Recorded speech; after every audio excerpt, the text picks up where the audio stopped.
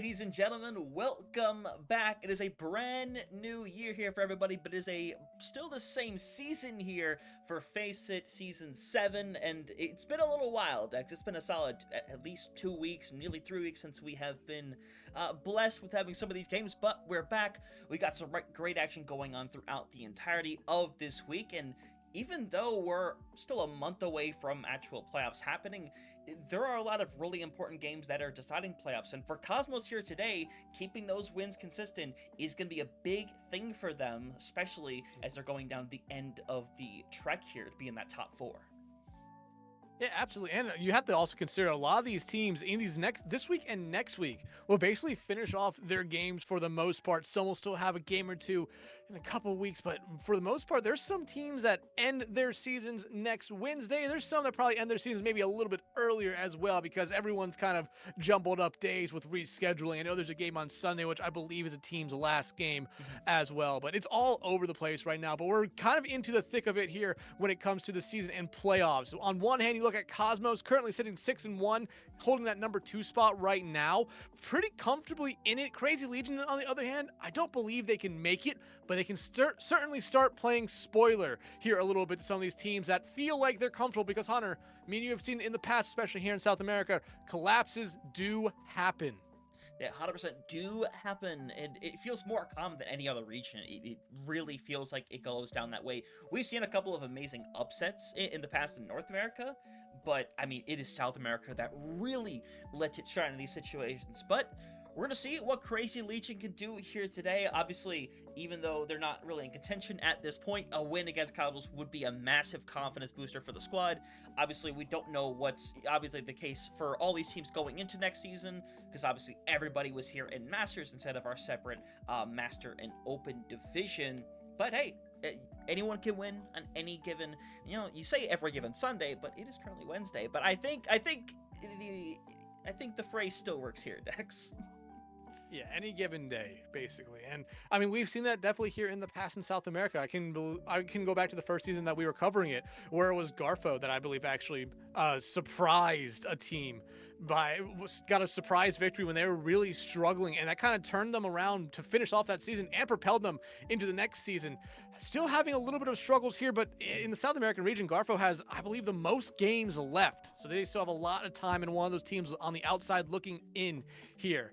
But now you talk about this game here. We do know what our first map will be. We're going to be heading to Busan to get everything started. And our first ban going to be D.Va being banned out here by Crazy Legion. And I mean, I feel like this is a pretty safe ban when you come to the tank line. Normally, I'll say basically any tank is safe, but going to a map like Busan, D.Va, especially on her home turf, does find a lot of good value on a lot of the points.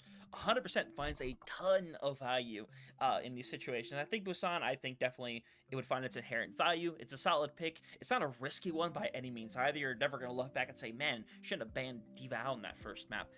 But obviously, we'll see what Cosmos is going to decide on in a situation like this. I don't have any doubts that they'll probably be safe too, or maybe pick something that is potentially not so consequential in a scenario like this. Obviously, we'll find out momentarily here as the second pick going to be coming through, as we'll get our first map of 2026 up and ready to go. But Cosmos in the situation, they still have to go full speed into this game. You can't look down on Crazy Legion in this situation, because again, we have seen that in the past where that comes back to bite teams. You got to go in here, give your full force, and keep carrying that confidence forward, because Crazy Legion, despite the record that they have, the times that we have seen them, whether it is back in the Sudamericana, the brief instances we've seen here in Faceit, they have that potential to take these maps off of these strong teams on any given day, genuinely.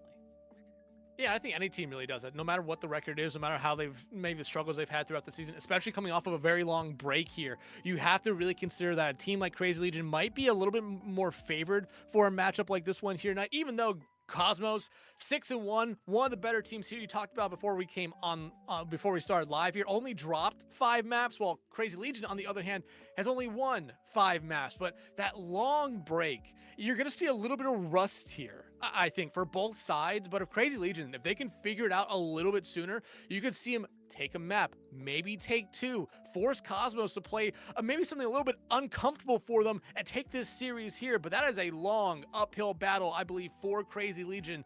Cosmos, I mean, like I said, there's going to be rust, but they cannot have that rust essentially be something that stops them for very long.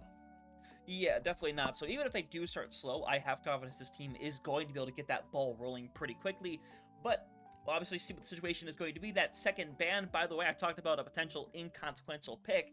Bastion is the selection here, which, to be fair, man, in times of recent Overwatch, I've seen that Bastion kind of come out in times of desperation is the way that I'll call it, but for those last-second point stalls, it could work really good, but with Busan, I think this is just a situation where, hey, we don't feel particularly strong about any given hero in the situation. We're confident about what we're going to be able to run, and just the Bastion is a solid pick to simply exert that opinion.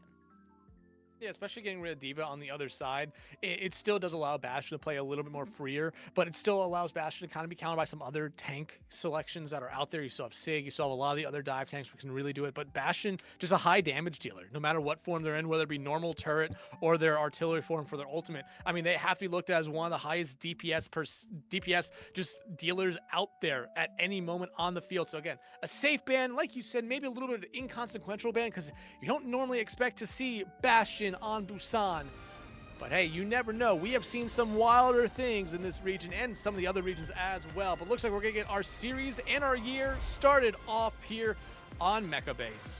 Yep, excited to see it. Brawl, usually the name of the game. When we get over towards Mecha Base, we'll see if that ends up being the case. I think especially with the D.Va out of action, it always surprises me what tanks come out here, because even in my brain, I'm like, I'm so used to the Orisa coming into form when I talk about South America, but you still have a lot of strong characters, and for the time being, Ramatra v Junker Queen, which I think overall have been two pretty popular picks, not just overall, but honestly in South America in general.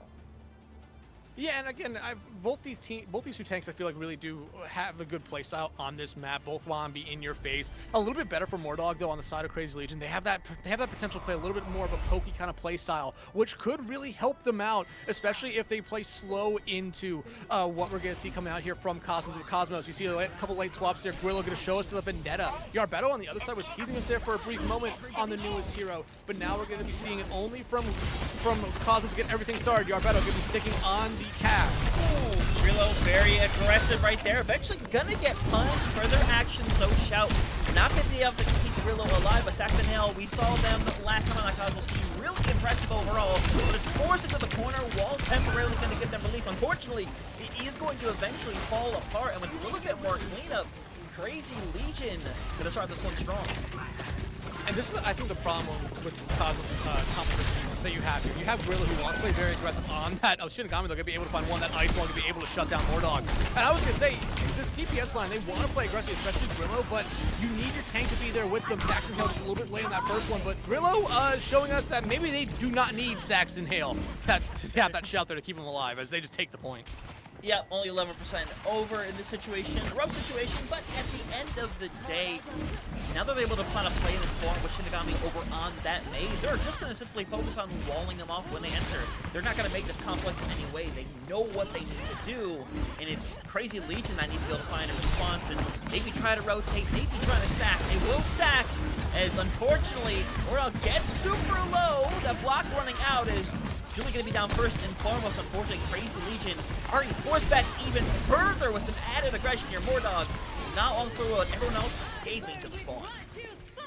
Yeah, I mean, you had a really good start if you were Crazy Legion, but you just allowed, I think, Grillo to maybe come back into the fight and just take over it almost immediately. And now you're kind of in this rough situation, because what you're seeing from Cosmos here is a very, very hard kind of break, because like you said, Ice Wall from Shinigami opens up so much for Cosmos to really shut down anything. Another Ice Wall can come out here, traps 2 this time. Yeah, 100%, the big slash right here. But again, it's going to be the quick cleanup here by the DPS. 60% and counting. It's a rough situation, but you get to reset. You at least get one more big fight, and Ultimate's going to be galore for both sides. And which way is Crazy Legion going to go here? I mean, they've gone through both chokes and kind of been shut down each way, and you have members from Cosmos on both sides just watching them. Looks like they're going to try to go through the upper level here right now, but you're going to have to deal with a lot of ultras coming out from Cosmos, as you already see the consuming out from both sides. Yeah, 100%. You're waiting for that opportunity for that Blizzard here from Shinigami, trying to wall people up. Unfortunately for them, it's not really going to be needed. Everyone gonna be cleaned up. Julie, last one alive. You could set up speed for one more touch blow, but Shinigami, he's, I think, waiting for this moment to happen. Yeah, and you might honestly just see an Ice Wall come down there. Ice Volcano is there to try to boot people off, but I do not think you're going to be able to get a touch out there. No, you are not going to be able to, and it just will be a really, really good first sub-map here for Cosmos. Again, a little bit of a rough start, but I believe that was just because Grillo maybe over-aggressed themselves into that first fight without their tank there to really save them with Shout. But after that, Grillo came right back in, proved me wrong that they didn't need the tank, and kind of just took over that entire sub point right there. I mean, 10-1, almost the most damage in the lobby, only by 9. Not sure there was enough base. Yeah, only by 9. And hey, this is exactly the way you want to start if you're Cosmos. You love being able to start this way, but now if you're Crazy Legion, you need to find different ways to respond in the situation. They started out really good in that first fight, unfortunately, kind of overextended themselves, and now hoping to fix the situation as Mordog now over on the Zarya in this situation. Zara Reaper coming out here for Crazy Legion. I like it. Again, I think at this moment right now, you're just trying to find something that works a little bit better, and the bubbles really do slow down Grillo a little bit, but you have to be able to take care of Grillo when they get in that backline, like they are right now. Yep, bring all that pressure, but that block on that Vendetta is really difficult to deal with as Roberto gone first and foremost. You're trying to get something if you're Kaisel out there. Unfortunately, not going to be the case. Grillo, excellent cleanup. And Vendetta still very strong, and Grillo obviously really proficient on him as well. Very, very strong here. Again, I think the bubbles from Mordog could really help him, but you need a lot of communication right now to be able to shut down Grillo. However, when you only are focusing on one person so much, it's going to open up everyone else here for Cosmos. So if you're Crazy Legion, it's a balancing act you really have to do. Yarbeto now going to come out with a Vendetta of their own here, trying to even the tables out here a little bit, but Shinigami now on this Echo really has no one that could really match them up in the sky. Yeah, and is looking to go around, trying to find something with these stickies, find the moment all in on Julie, who's won.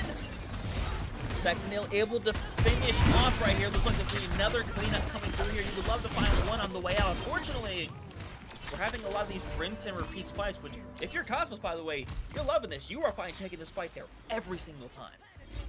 Yeah, and again, the one thing I was talking about with both these teams coming out of the long break we had for the holidays and the new year was just the rust. And Cosmos not showing any rust here right now, while Crazy Legion, I don't necessarily think they're showing rust. I think they're just going up against a team that might just be a little bit better than them here, but there's still a lot of time left to go, not only in this series, but in this point in map. All they need to do is really, I think, just go to Grillo, but that's going to be a problem. Yeah, we do have some trails coming through. Unfortunately, even though Grillo does go down, everyone else is going to fall over on the set. Crazy Legion as they're being pushed back into the spawn. Taking the sweet time as they're about to eventually take it down. 66% already. Alts galore here. I mean, this is just Cosmos showing off what they can do.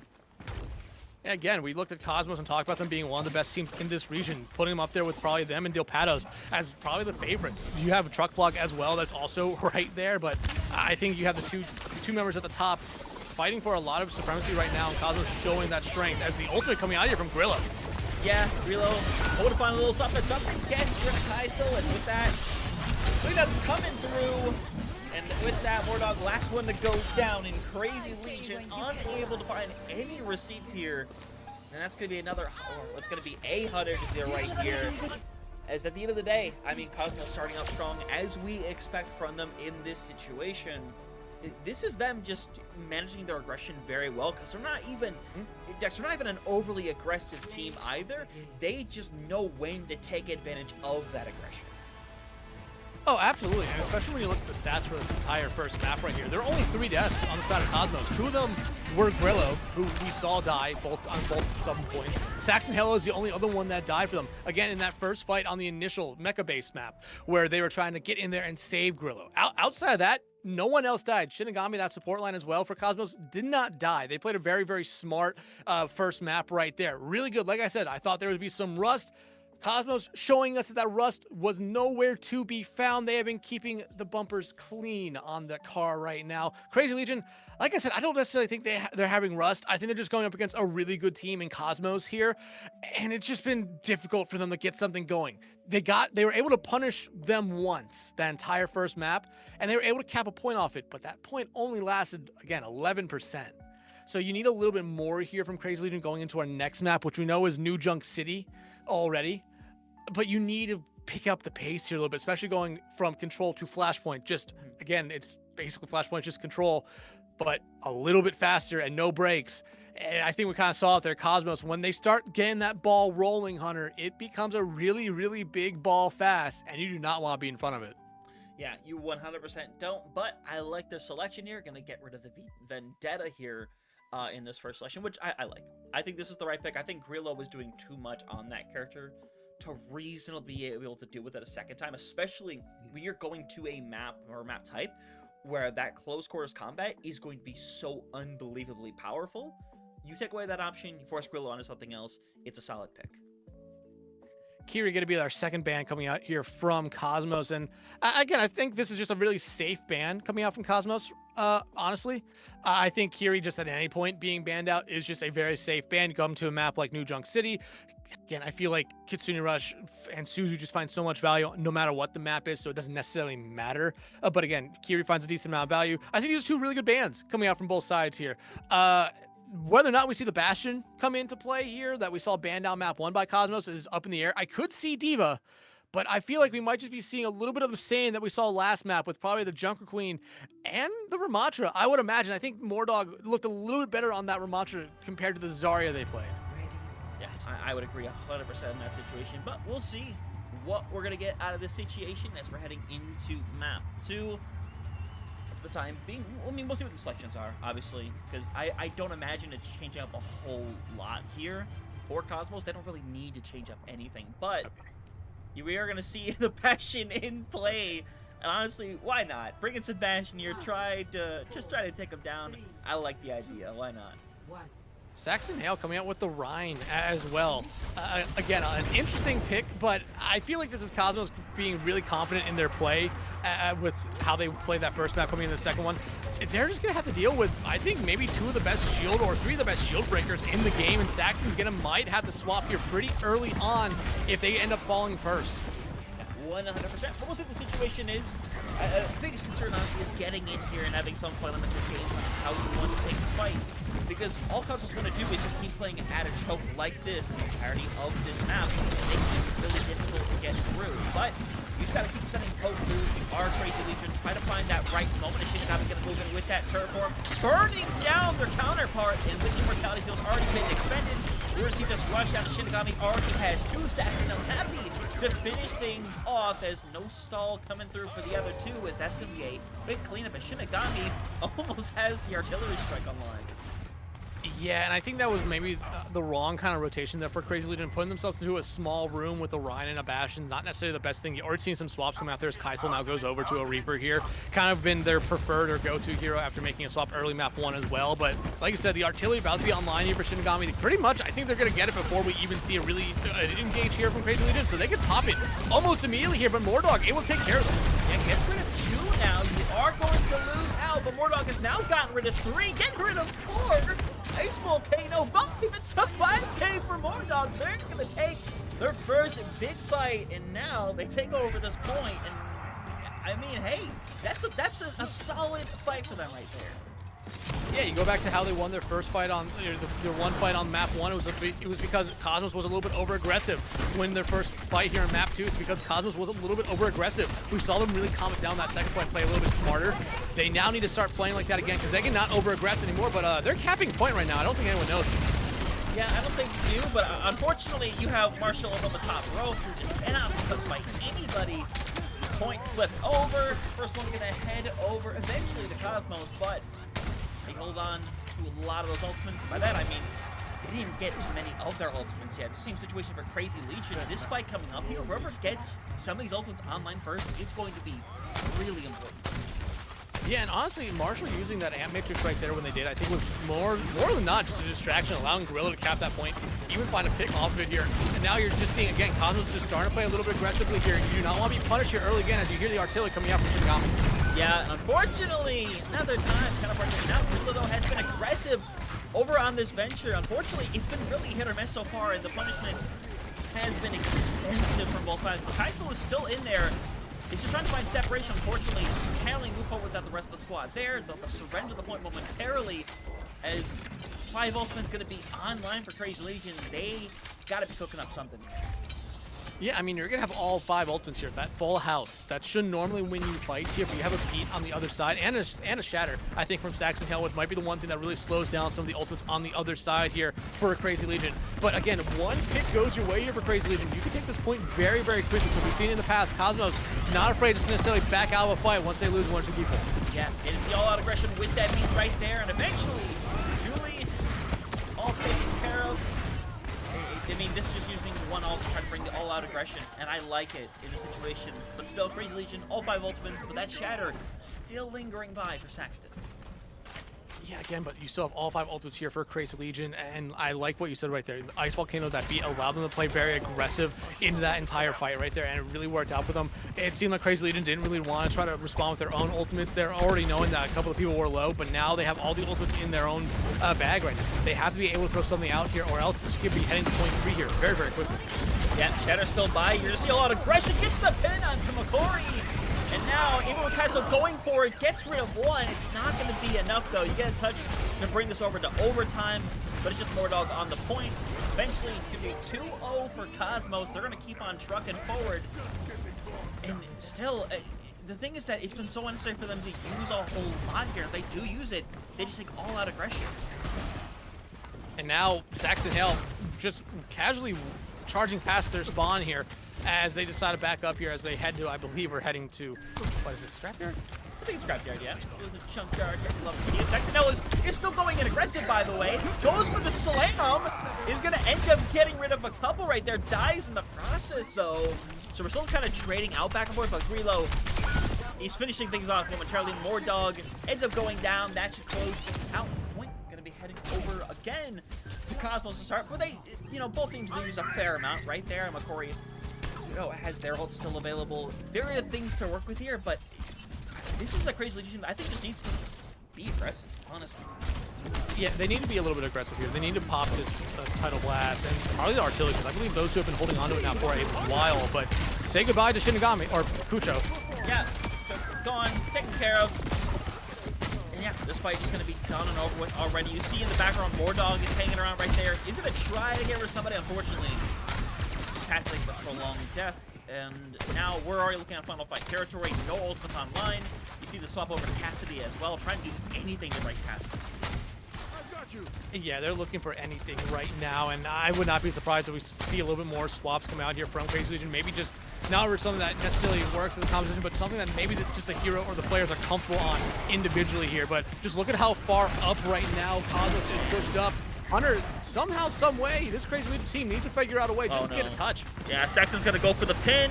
Misses and gets hindered out, thankfully, but still a touch is going to be necessary. McCory goes off the edge. I won't question how that has happened, but no one's going to get the retouch right here. Mordog going to die late, and it's going to be the full wipe to finish off this map, and Cosmos just cannot be stopped right now. They have lost a total of 2 fights throughout this series right here. If this is not a confidence booster going into 2026, I don't know what is. I mean, again, we talked about it here a little bit, and this will probably be the last time I talk about it.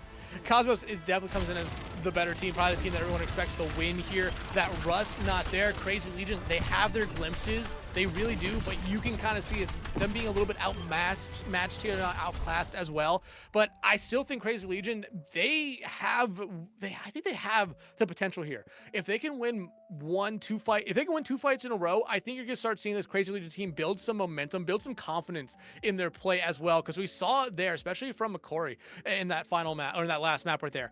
They got their Tidal Blast on that first point. They didn't use it till the second to last fight of the map.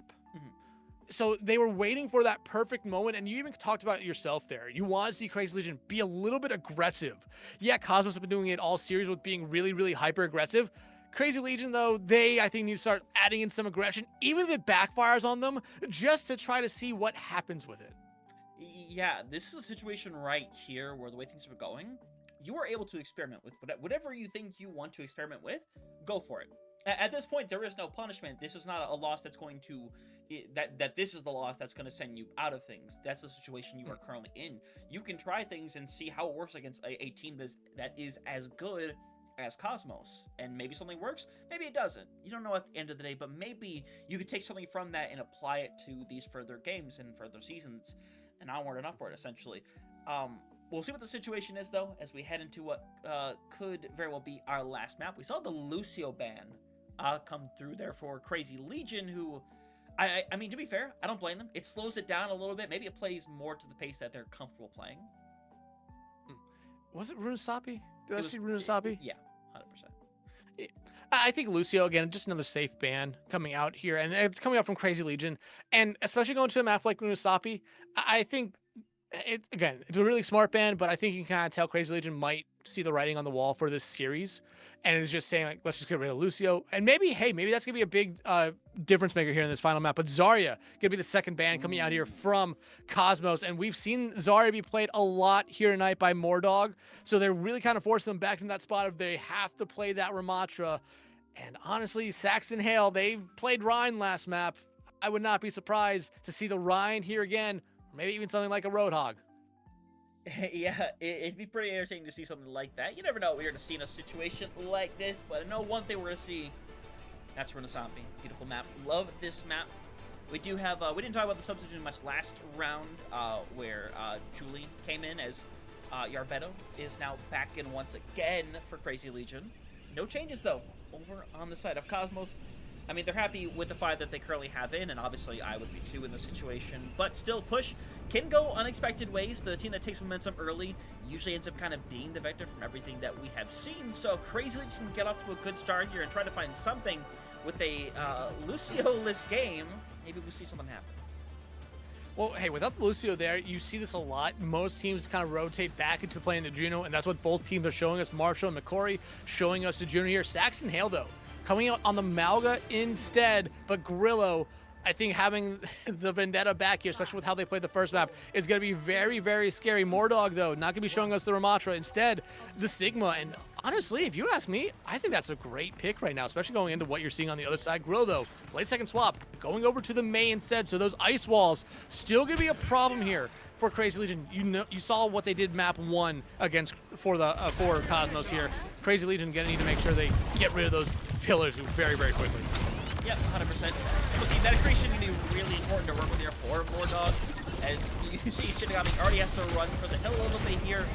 But if you're Mordog, you have to be careful of this wall specifically. You're going to get walled up, you're going to get cut off. Just like that, except your counterpart instead, as Saxon's already run down 2. You're just taking this route of aggression that has all this damage that even with a Genji, even with a Sigma, you can't fully stop it. You can't. No, you really can't. Mordog trying to do their best here to stay alive, but they're going to be kind of staggered out here. The only one that's able to escape, I believe, was Kuch there. But you're going to probably see for Cosmos here cap the forward spawns here in about 2 minutes, or maybe even a minute and a half. They're going very quickly here. And right now, I mean, no big swaps coming out from the side of Crazy Legion, and I just don't know what the necessary swap would be for them. And there's a couple routes you could take. You could take the route of the Diva. He's available once again, and that's really good in getting the damage from both the Malga and the Ashley. But you still need follow-up in that situation to be able to take advantage of that fact. I mean, Sigma can do that in quite a lot of ways, but it's a lot more limited than it is with Diva. But this fight is going to get started. We're going to see Saxon try to find something. It's going to get knocked with that accretion as landed there to keep them going. Unfortunately, Yarbeto down early. Mordog has a little bit of health coming through from... It doesn't matter how this situation. Kaiser does get one on the way out, but this spot has not stopped moving since that first fight. It really hasn't, and the only reason Shinigami died right there was because Grillo might have ice walled them into a room with Kaisel.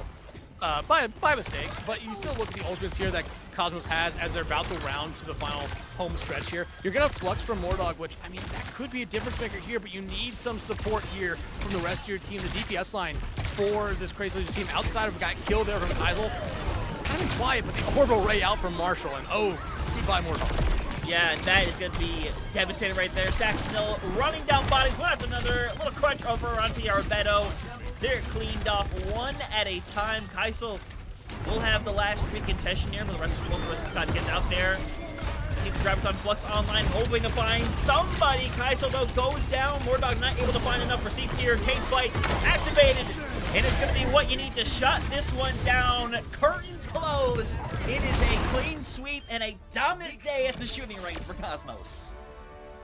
Yeah, a map completed in less than 3 minutes. I believe it's about 2:47 it took for Cosmos to complete that map. Hunter, that might be the fastest mean you ever see this map completed.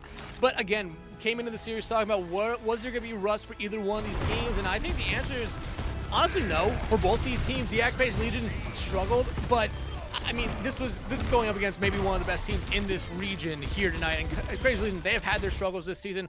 I still think though, this is a team that next season, hopefully things are a little bit different. They are going to be able to perform a little bit better. I think they're taking a lot away from what this season has been for them, and they're going to be a much better team next season. Cosmos, on the other hand, dominant win. Like we said, coming into the night here, they were 6-1. Now they're 7-1.